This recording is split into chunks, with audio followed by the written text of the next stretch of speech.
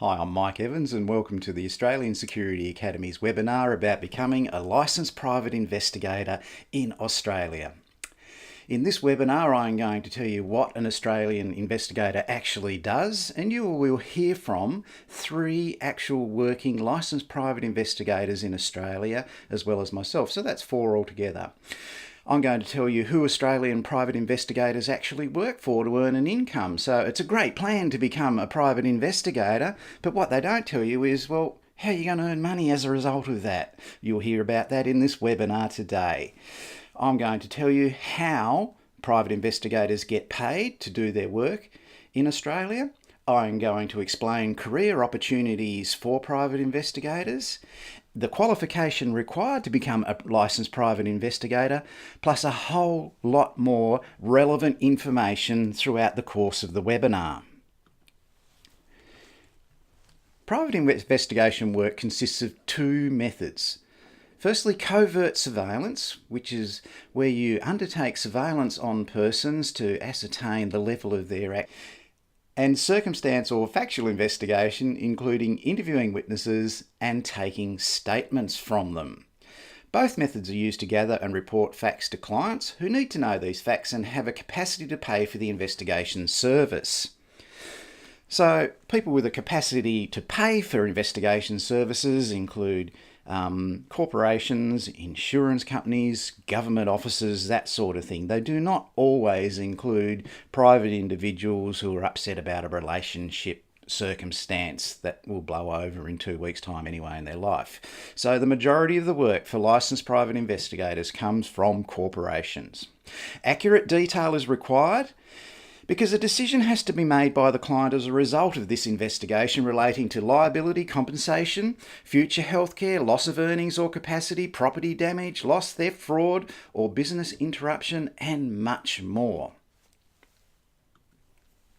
So what do Australian investigators actually investigate? So I've got 4 photographs on the screen, and you can see up in the top left-hand corner a rubbish bin in a typical suburban Melbourne shopping centre. In front of that rubbish bin in the picture you can see a takeaway food container, a lid and a fork, and it's lying on the ground from an overfilled rubbish bin.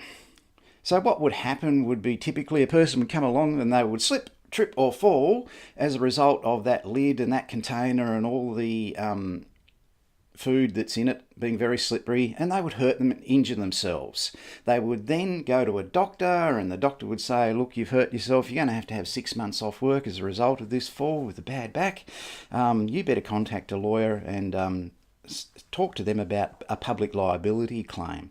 So the person would go away, speak to a lawyer, they'd contact the lawyer would then put in motion a lawsuit against the shopping centre and say that they were negligent in allowing that bin to overflow, and their client, who was walking along going about their daily activities, minding their own business, slipped and hurt their back as a result of the negligence of the shopping centre. And you, the licensed private investigator, would be hired to represent the shopping centre and defend the claim. So your job would be to go to the shopping centre, interview the manager of the shopping centre, you'd interview the cleaning manager, you would interview any witnesses from the shops that may have come out to help the person who made the claim, that sort of thing. You would take statements from those people and you would put in a report and send that back to the insurance company. At the top right hand corner in that photograph we have a typical hire company has their stuff that they hire out on display. So what would happen here is a person would hire a piece of machinery, they'd take it home on a trailer, unload it, and in the course of the day they'd be operating the machinery, and sometimes they don't read the instructions or didn't listen correctly when it was all explained to them, and they injure themselves as a result of using that machinery. They then find out that they can't work in their role as an office administrator because they can't type with their right hand anymore, and it's going to take them 12 months to get better. So they go and speak to their lawyer as a result of their doctor's advice, and the lawyer says, okay, well, we will put in motion a lawsuit against the hire company, and we will get you some compensation for that because you can't work and you've got medical expenses, that sort of thing, so we will represent you. So the lawyers sue the hire company's insurer. The hire company's insurer receives that claim, and they send it out to you, the licensed private investigator, to go and investigate. You'll interview the owner of the hire company. You will look for the manufacturer's instructions in the use of the machine. You'll ask the owner of the hire company what instructions were given to the claimant at the time. Had they hired similar equipment before, or that piece of equipment before? And you'll go through a whole range of issues. Every question you have to ask and every line of inquiry that you'll have to pursue will be given to you on a pro forma. So it's a no-brainer. You'll be told what to ask, and the responses will be different from every person you interview, but you put that together in your report. Down in the bottom left-hand corner, we can see a man's gone missing in Hobart in Tasmania, New Year's Eve several years ago. They've never found a body. They don't know if he's still alive. They don't know if he's dead. He's presumed dead.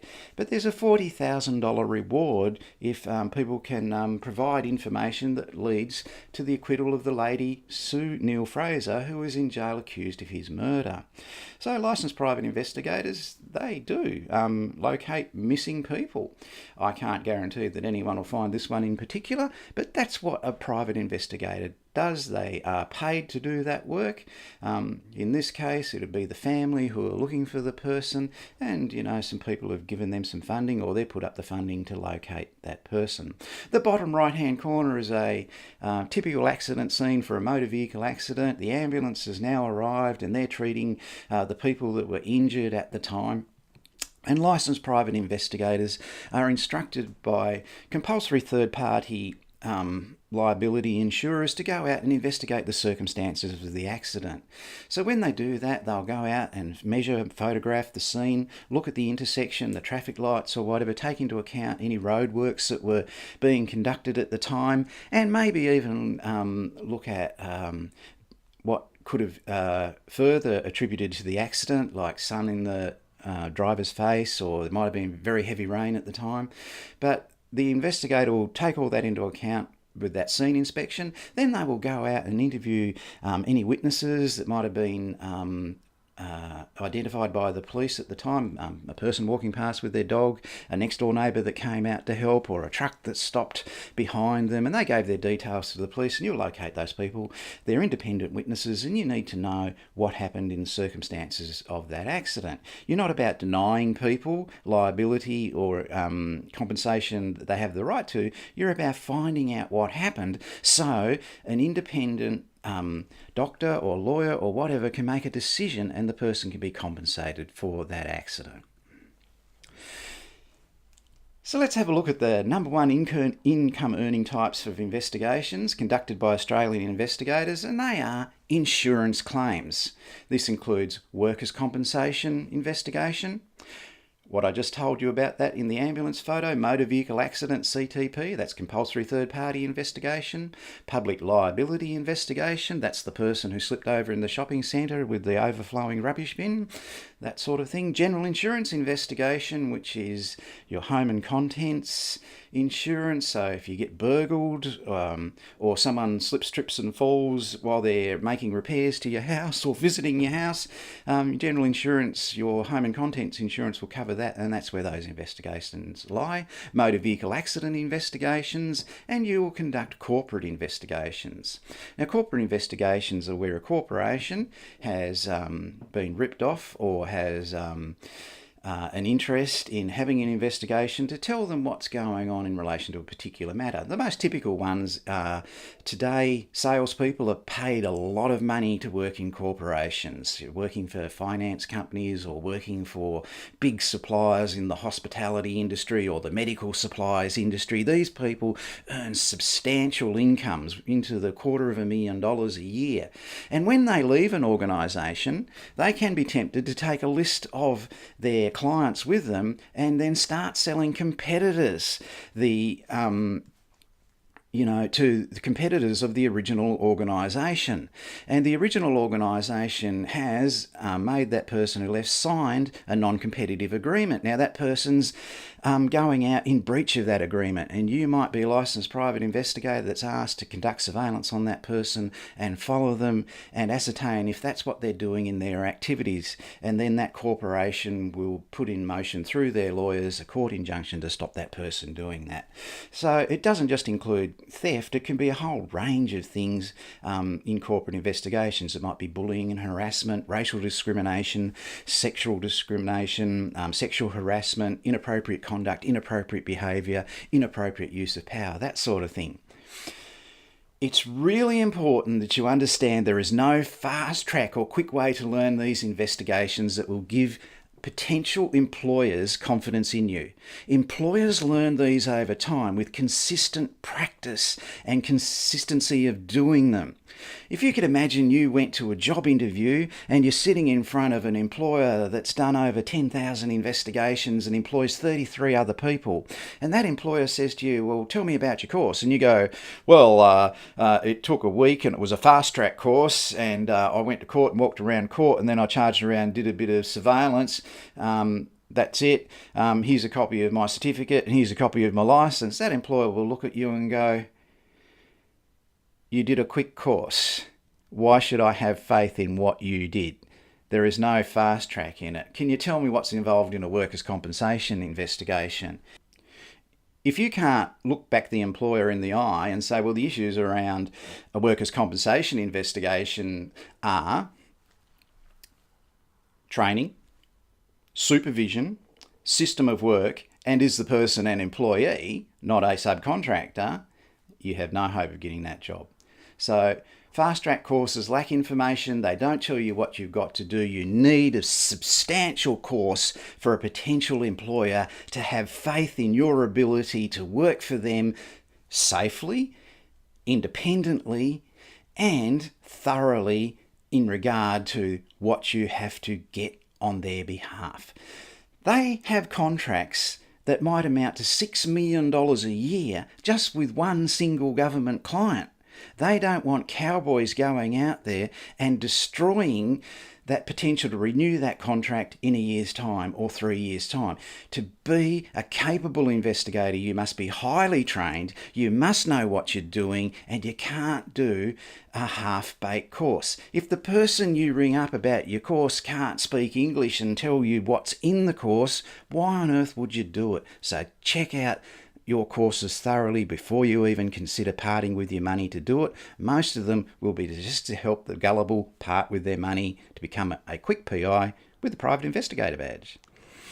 So here's how a typical claim works, and this is what a private investigator does. Up in the top left-hand corner at number 1, you can see an insurance company receives a claim from an accident. The amount of money involved is substantial, so there's $15,000 upwards. It could be $250,000, it could be even more than that.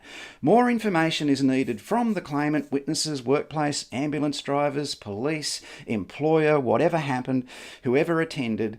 That information is required. So a decision must be made on this claim within 14 days as to whether they're going to accept it or not. That's what has happened. So over at number 2 on the right-hand side of my dynamic flowchart, the insurer instructs an investigation agency, that's your employer, to undertake the investigation with specific details of information required. Who to interview, what to do, a factual report must be provided with 13 days, and the job is loaded into a case management system on a computer. Now, 30 years ago, it used to be mailed out to you, or, it might have been sent by fax. Not today. It's all done professionally in a secure case management system. Down at 3 on the left-hand side, the investigation agency engages you, the licensed investigator, because you are based in the area where the accident happened. They want investigators within 100 kilometres a radius of where these things might happen, so they're looking for investigators everywhere, and that's your advantage. You accept the assignment, you tell them that, you write back to them with an email and say, look, I'm going to do this, I'll return it within 13 days, 11 days, whatever. So you accept it, you complete the investigation and return your report to the investigation agency, say within 11 days, for example, with your invoice for service. So that's the point where you charge them. So you charge them for your travel time to go out and conduct the witness interviews. You charge them for the time it took to do the interviews. You charge them for the time it took to inspect, measure and photograph the scene of the accident. It might have been in a factory, it might have been on a building site, it might have been some scaffolding that collapsed. It'll be different every time, which is what makes it interesting. Over at number 4 on the right-hand side, the last part, the investigation agency checks your work thoroughly to make sure everything in the instructions is complete. If you don't follow the instructions and if you don't get all the information required, it's unlikely you'll ever work for them again. So you must follow your instructions. You must have every question that was asked by the insurance company in those original instructions answered. The investigation agency sends the statements and evidence you gathered along with your report to the insurance company, and the investigation agency pays your invoice in 14 days from receipt. Based on your investigation information plus medical or legal advice, a decision on the claim is made by the insurance company. Now that is combined information, medical, legal advice and your investigation. You are not the be-all and end-all just because you went out and did surveillance on someone. Nobody's going to believe everything you say.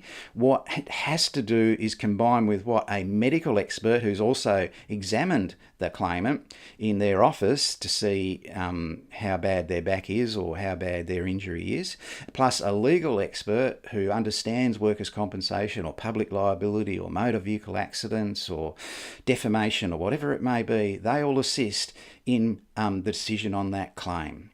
So that's a basic concept of how it works and how your work will come together as a licensed private investigator. So what are the career opportunities for you as a licensed private investigator? Now, this is one of the things, it's my most frequently asked question, and I get people ringing me up every day and they say, look, I want to do an advanced diploma of government investigation.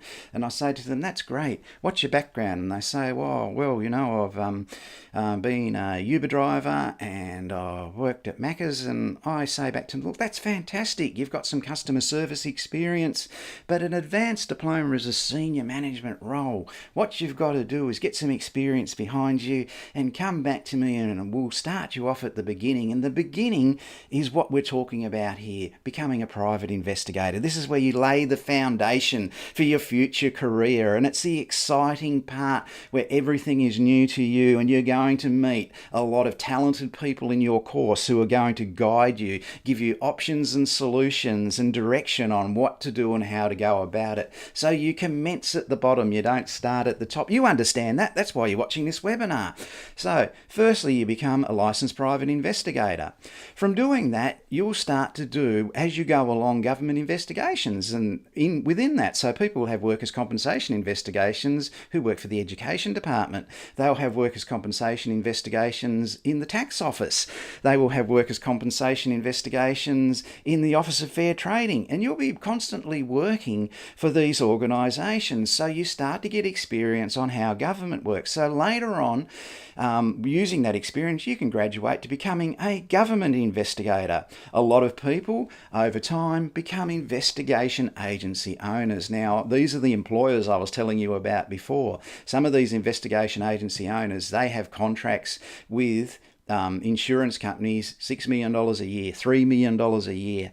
That's the size of the industry just for one agency in one state. So, you know, others will have $2 million contracts with the same client. It's a very large industry. You'll hear from an investigator in this webinar who became an investigation instructor and is teaching other investigators. You may become a specialist surveillance operative, and people do this and they earn a very good income from it in Australia, just specialising alone in surveillance. They never go out and take a statement or interview a witness. Sometimes they may because they're in a remote location and they can do that. They're trained to do it, but mostly they specialise in undercover surveillance work. An undercover agent, that's great fun. if you do that, you go and work in a factory or a warehouse, and you identify people who are stealing from that place, and you take notes and you write those notes up every night or every morning after your night shift, whatever, and you work as an undercover agent. It's very common. There is a lot of theft from retail shops during night fill operations, that sort of thing, from warehouses, from delivery vans, all that sort of thing. So undercover agent is a legitimate career. A lot of people love it, and you can aspire to that. You can become a government consultant. Government consultants specialise in how to deal with serious HR matters, and those human resource matters are inappropriate behaviour, inappropriate conduct, inappropriate use of power, that sort of thing. None of us as taxpayers like politicians lending their government vehicles to their children. We're not paying tax for that, and that's the sort of thing a government consultant might investigate. Now, a lot of those things you'll never hear about in the press. They're highly confidential, but that's our world. We work in confidential investigations, and we never tell other people about what we do, only our employer and only the client who engages us. Second most frequently asked question I get is about equipment. Generally in the beginning, your equipment will be available from Officeworks, JB Hi-Fi, Ted's Cameras or Harvey Norman. The biggest mistake you could possibly make is to jump online and go and spend $25,000 on private investigation equipment that you'll never use or don't need. So, video cameras available from JB Hi-Fi for $595 with a 90 times optical zoom on a tripod will just about be the best surveillance gear that you will require, that's mobile, that you can take with you, that you can get 3 hours recording from. You won't need television studio style cameras that you carry around on your shoulder that are obvious to everyone. So be very careful. In the beginning, you just use the readily available equipment from your local suburban electrical supplies shop. A mobile phone, laptop, computer, portable printer, digital recorder, digital still and digital video camera, and a reliable motor vehicle are most important. When you go to your job interview, they're going to be looking for those common things in particular. Do not buy any long-range or expensive equipment until you've studied and completed your course and met some employers. They will tell you what they want. You will not use tracking devices. This is very important. It's illegal. You will not use listening devices. You will not use firearms or explosives. In the course, you'll hear all about the Listening Devices Act and how that applies to you as a licensed private investigator. So don't even consider using any of those things. You might see Australian websites advertising this, and they are licensed private investigators that are advertising it. They're on dangerous ground. If someone uses one and it tracks back to them, well, you know, that's on their heads. You stay out of it. You want to be professional in the industry. Police can't break the law, and neither can a licensed private investigator. So now it's time to hear from an actual licensed private investigator. The first person we're going to hear from today is Casey. And Casey is a factual investigator, and she conducts interviews and takes witness statements. So here's Casey telling you all about her career and what she does. Hi, my name is Casey and I'm a licensed private investigator. I enjoyed my course and I had great instructors. Pat Flynn, Noel Lee, Mark Benedict, Russell Ames and Kevin Prendergast were all excellent teachers at the Australian Security Academy. I conduct factual investigations for workers' compensation, CTP liability and general insurance claims through Brisbane and the Gold Coast. Instructions received by an investigator are referred to as a file. I interview people and take statements in relation to these matters. Workers' compensation statements are printed out and signed on the spot by the witness or the claimant. General insurance statements are recorded using a digital recorder and a script according to the type of claim. This could be home and contents claims, burglary claims, stolen motor vehicle, or public liability claims. I upload the recording into my case management system and send that in along with my report and photographs. I usually have 12 days to complete an investigation from receipt of instruction to final report. At any one time, I may have between 3 to 5 files at various stages of completion.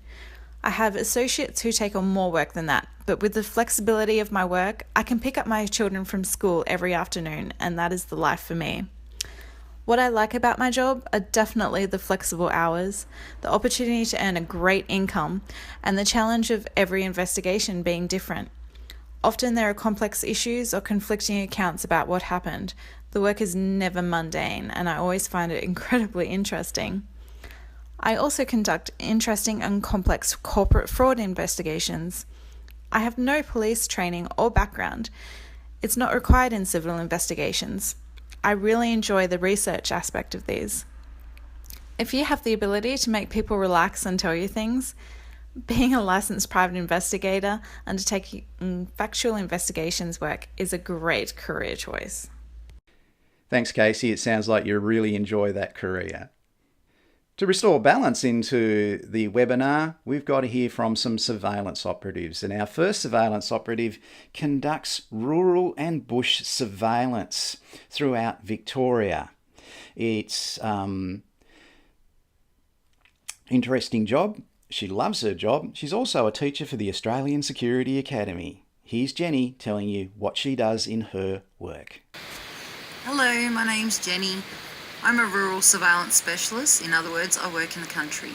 I operate across an area of approximately 1,500 kilometres. I mostly conduct investigations for workers' compensation. This includes identifying subjects, confirming their addresses, and establishing and recording their physical activities. I basically collect video evidence. I then make notes, I write reports before sending in a DVD to the clients. I also conduct covert product purchases, and occasionally I serve court documents. This type of work includes swearing affidavits after the assignment is complete. Why do I love my job? Well, I love my job because I have a great sense of freedom. I'm exposed to many different environments from the seaside to the desert's edge. I'm really privileged to see many different things in my travels, from native wildlife to the changes of the seasons. This is me in my ghillie suit. Bush surveillance in this manner can be both adrenaline pumping and some of the time really scary. After a little while you become more confident, but it's really, really important that you keep yourself safe and you remain wary. Blending in is a fine art, and as you can see, at times the wildlife cannot even detect me. Being a private investigator is awesome. No 2 days are ever the same, and every day is a new challenge. I can find myself following subjects to the football, the soccer, horse racing, boxing matches, local markets, and occasionally long weekends away in beautiful places. I have frequently ironic days, which I find entertaining. You can do 30 long hours with no sighting and then stumble onto your subject the very next day while you're doing your own shopping. Or you can lose a subject in really bad traffic conditions and then find them 30 minutes later right after you've stopped frantically searching for them. And an investigation for me starts with research and planning. The most satisfaction you can achieve from each job is knowing that your research and plan have assisted you in achieving the required results. On occasion, I will conduct residential surveillance. This for me is very different from my mainstream work, and for the life of me I still can't work out why I'm not as successful with my blending in techniques. It's probably better I stay in the country where I don't stand out so much. Anyway, I hope you all enjoy some of the real life photos and the videos taken while I'm on real life files. And I do hope to meet you at the Australian Security Academy courses. If you're considering becoming an investigator, my advice to you would be don't be scared. Don't be intimidated, jump in head first and go for it. I did, and I've never looked back. Hope to see you soon. Bye. Thanks, Jenny, and thanks for the joke at the end, lightening up my webinar. That's very kind of you. The next investigator we're going to hear from conducts city and urban surveillance, and he is actually also a teacher for the Australian Security Academy. So he's graduated from being a licensed private investigator and has gone into teaching in some of our government and corporate investigation diploma programs as a result of his experience. Here's Alex. Hi, my name's Alex. I've been a licensed private investigator since I was 18 years old. I conduct city, urban and bush surveillance. The types of investigations I do include workers' compensation, psychological injuries, motor vehicle accidents, corporate non-competitive agreements, brand protection, undercover, and general corporate investigations. Being a licensed investigator has allowed me to transition into teaching investigations.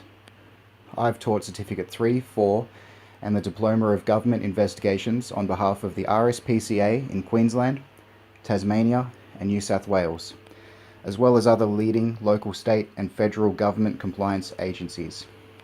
I'm licensed to work anywhere in Queensland and New South Wales. As no 2 days are the same, I conduct extensive checks before conducting an investigation, and I'm very well prepared for a range of variables before I start a job. Most of my work is conducted alone. Only once in 10 years have I worked with a team of more than 3 or 4 other investigators. A client generally isn't willing to pay more for an investigation than they lost in a claim.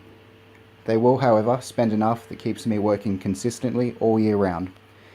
The keys to success are: do the right investigation course, Pat and Mike at the Australian Security Academy deliver the best training, practice using your equipment, introducing yourself to new clients, doing your research prior to an investigation, keeping everything confidential, for example, don't be unprofessional on social media, enjoying the work.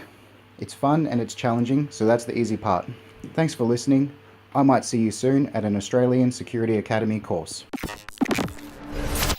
Thanks, Alex. That's a great insight, and I'm sure everybody will look forward to meeting you in a program soon. What qualification do you need to become a licensed private investigator in every state and territory in Australia?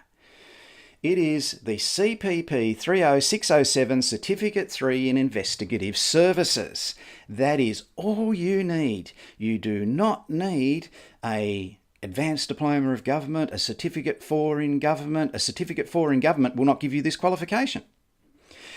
Okay, so you can't save money by doing a Certificate 4 in Government, going to a licensing authority, giving that to them and saying, I want a licence. They'll say, no, go back and get this one. If the Chief Commissioner of Police leaves the police with an Advanced Diploma of Policing, she or he still has to get this Certificate 3 qualification to become a licensed private investigator in her state and territory. And that will remain exactly the same as far as we know today until 2025. So the only qualification you need is the Certificate 3 in Investigative Services. Certificate 4 in Government Investigation is an entirely different industry, has nothing to do with Certificate 3 in Investigative Services for licensing. And it's not considered to be the same, and it is not acceptable to any licensing authority in Australia. So, licence applications must go to, in Queensland, the Office of Fair Trading; in Tasmania, the Office of Consumer Affairs; New South Wales, it's the CAPI Police, so that's capital C-A-P-I Police; in Victoria, it's the Victorian Police Licensing Regulation Division; in Western Australia, it's the Western Australian Police; in South Australia, it's Consumer Affairs; in ACT, it's ORS, you can Google that, you Google both those things and it'll come up. And in the Northern Territory, you apply to Consumer Affairs. So they are the places. You go to their website. You can download the application form or fill it in there. Some of them are not downloadable. You just fill it in online. South Australia is like that. And you put in all that information. You send it off to them. They'll tell you about how to pay the fees and what the fees are. Now, the fees change regularly, right? So initially, you'll get a license for a certain amount of time, and then after that amount of time you can get a 3-year license forever and a day thereon in most jurisdictions. So you know who to apply to. Just Google any of those places, put in private investigator licensing. You can even type in security licensing. It'll come up with a security form to fill in and a private investigator box to tick in that application. They're not really sophisticated in licensing authorities. They don't understand that what we do as licensed private investigators has nothing to do with security guards. They've never understood that in my 24 years in the industry. I doubt that they ever will. But don't worry about it, just download the form, give them what they want and fill it in. So let's have a look at busting some of the myths that you will hear about becoming a licensed private investigator. The first one is only ex-police become successful at this. No, that's not true. There are ex-police who become very successful at this career. That's correct. There are also ex-nurses that are very successful at this career. There are ex-lawyers who are very successful at this career. Some of the biggest success I have ever seen in this career have come out of healthcare workers who have empathy for injured people and understand what has happened in their work in the past from the people that they have dealt with through healthcare, and they become very good at taking statements and getting information out of people about what happened. Retail people become licensed private investigators and are very successful at it. Why is that? Because they have a customer service background. Now, it's not that police don't. Police have a customer service background. That's what they exist for. But they come from a background of investigating crime, and where the situation that they're investigating, the burden of proof is beyond a reasonable doubt. So someone's admitted a crime and the matter goes to beyond a reasonable doubt if it's going to be decided by a court. That doesn't happen in our world of civil investigations. The burden of proof is the balance of probabilities. Now that's really important that you understand the difference between that concept, and if that matter goes to court, it's going to be a civil matter. Someone has done a civil wrong. They haven't committed a crime. So if a person's treated as if they have committed a crime by an investigator at any stage, that could blow up in their face. And that's where the employer, who's got a $6 million contract with a government department or an insurance firm, will lose that contract instantaneously on complaint by a person that says, this person came into my home, they interviewed me, they said they were an ex-police officer, they said I fabricated this, I didn't do that, they accused me of lying, they threatened me, and if that's the case, that employer will lose that contract. So you must be very careful of that. The industry is low paying. Well, every industry where is low paying easy work and high paying hard work. In investigations, it's no different. If you are thorough, detailed, have customer service, have the ability to get people to relax and tell you things, can follow instructions and deliver back the level of quality work that's required, you'll enjoy a very high income in this industry. You'll see on Facebook someone moaning and complaining about, getting $3 less for surveillance than someone else up the street or whatever, from Loserville. They did the cheapest course they could possibly get. They didn't follow instructions after their course on how to get work. They were never told how to get work. They could have gone on to build a substantial career, but they spend their time complaining about their lot and telling the world on Facebook about it. That's unprofessional. Don't ever do it. You heard Alex say that. It's not low paying. If you interview people like I do, who are the owners of investigation agencies, they're paying out, substantial amounts, millions of dollars, a month to investigators around Australia. It is a industry that has a large pie chart as far as income going out to investigators in the field. So you can get your share of that market anytime at all. You're running your own business or operating as a sole trader. It's not, is there a market to be had? It's how can I get my share of that market that exists? So you must be competitive enough, you must be persistent enough to go out and do that, and you will enjoy a very high income. Low paying, it goes to people with low expectations who deliver low quality work, and that's all they will ever do in any industry. You could be a gardener and enjoy, an income of $140 an hour if you're very good at your gardening. And the same with a private investigator. If you're very good at what you do, you'll be rewarded accordingly, and it will grow over time, and you'll even become higher paid in years to come. You need to do advanced courses taught by ex-police to be successful in investigation, statement taking, or surveillance. It's the biggest load of rubbish, the biggest rumour in this industry, that advanced courses by police are what will make you successful. That's all crap, right? You will not be doing investigations, as Alex said, in teams if you do surveillance. Right? Surveillance done in the civil investigation industry is one person. In 10 years, he told you only 3 or 4 occasions he worked with more than 3 or 4 other investigators. It's very rare. Government departments who investigate crime, investigate gangs and all that sort of thing. Yes, they have 35 people on an investigation surveillance operation, and they will have 20 cars doing that. That's government. They can afford to do that, and they will do that because this person's selling drugs to people's children, or they're manufacturing drugs. And as citizens, we don't like that sort of thing where people go and stand outside schools and hand out drugs like lollies to kids for $2. So the police are onto that, and the police invest a lot of resources into it. You will never do that as a licensed private investigator. Okay, so expect to work alone. Don't expect to have assistance from 20 other people out there within a block of you doing the same operation. It's economically unviable, and it will not happen. If you don't take anything else away from this webinar, don't be sucked in by advanced police courses who want to take your money because their pension that they get from the police isn't enough to help them survive anymore. Don't worry about it. The work is dangerous. Well, 24 years I've been in one dangerous situation as a licensed private investigator, and I have been caught doing surveillance by people on numerous occasions. I've never been in an argument. I've never been in a fight.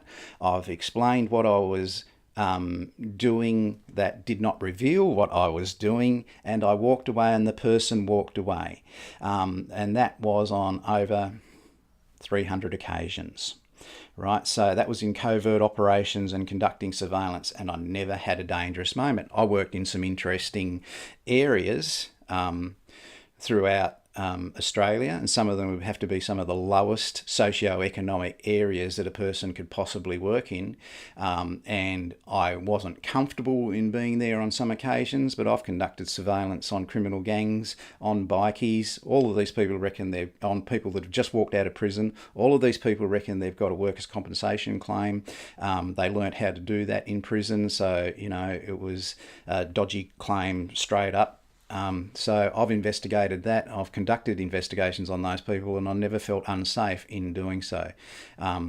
In fact, you'll be surprised at people who can be so easy to do surveillance on who are overconfident. So the work, it's not generally dangerous, and I train ladies to do undercover work and surveillance work, and I wouldn't do that if it was. Well, congratulations on making it all the way through the webinar. If you're still here at this point, you are now one of the most informed people on investigations in the Australian civil investigation industry who is not actually working in it.